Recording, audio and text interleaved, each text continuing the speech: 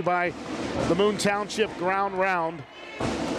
And usually we're joined by Colonial Associate Head Coach Charlie Biscaglia, but he's seriously under the weather. Did make it out to the game, but not able to join us for the post-game show.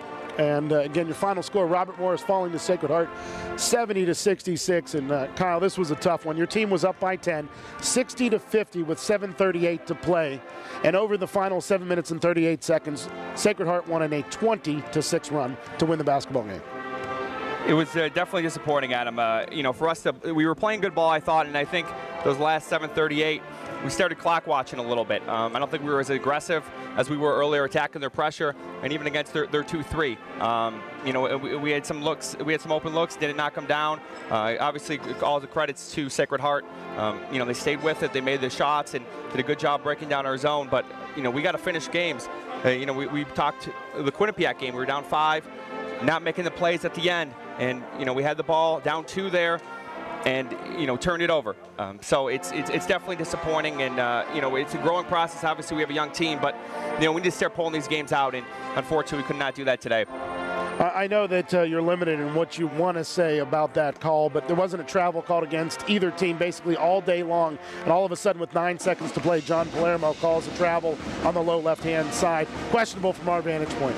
I didn't really get a great look at it, Adam. I mean, I don't like to talk about the officials too much.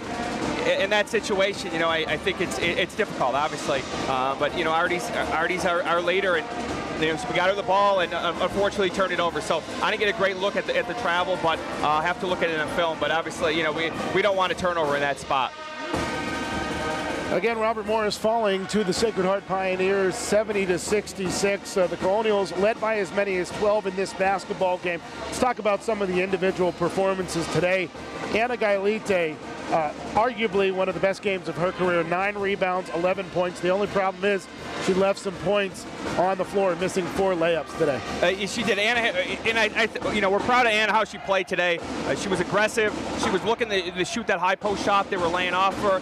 Obviously she missed a couple baskets, but we're happy with those 11 points. I mean, I think she's been at 2-4 points the last 5-6 games. So. It's good to see her producing a little bit, finishing. Obviously we like to see her finish those, but providing 11 points is big. We need some more scoring, and today she provided that.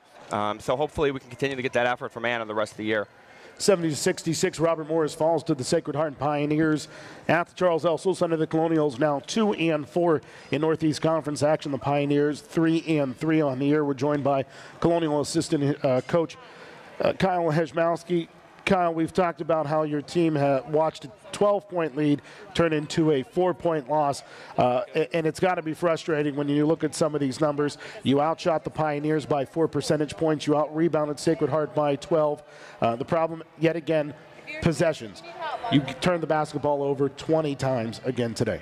Yeah, it was obviously against a team like Sacred Heart, who's very precise. They do a great job moving the ball. We can't do that, obviously, and to win the game, like I mentioned last broadcast, we got to be a high assist, low turnover team, and especially at the end of that ball game, there were a couple possessions where we came away with turnovers, and they capitalized. So that's obviously one area we have to continue to get better at for us to get over that hump and win these close games. Taking a look at Artemis Manu today, not exactly the rebounding performance we're accustomed to, but she is now the all-time leader in Robert Morris history in double-doubles. She now has 46 career double-doubles. An impressive feat. She's just a junior and already holds that career mark. Obviously a great accomplishment for Artemis, but I think more importantly, she'd rather have the win today.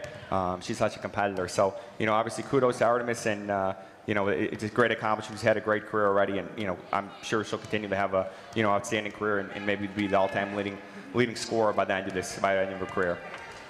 Looking forward, Coach Kyle, you have the Mount St. Mary's Mountaineers coming into the Sewell Center this upcoming Saturday afternoon, a team that has been on a bit of a roller coaster through the early portions of this NEC schedule, much like your team has, so another tough test in a home game in the Northeast Conference. It's going to be tough on Saturday. Mount's playing really well. I think they're 4-1 right now in the league. I think they're playing later today, but they're doing a great job. Bryant Witten is doing an excellent job with that program. They beat us at their place last year, so it's a must-win on Saturday for us against Mount St. Mary's. Again, your final score: Robert Morris falls 70-66 to Sacred Heart. Coach Kyle Hejmowski, thanks a lot for your time. Thanks a lot, Adam. See you Saturday.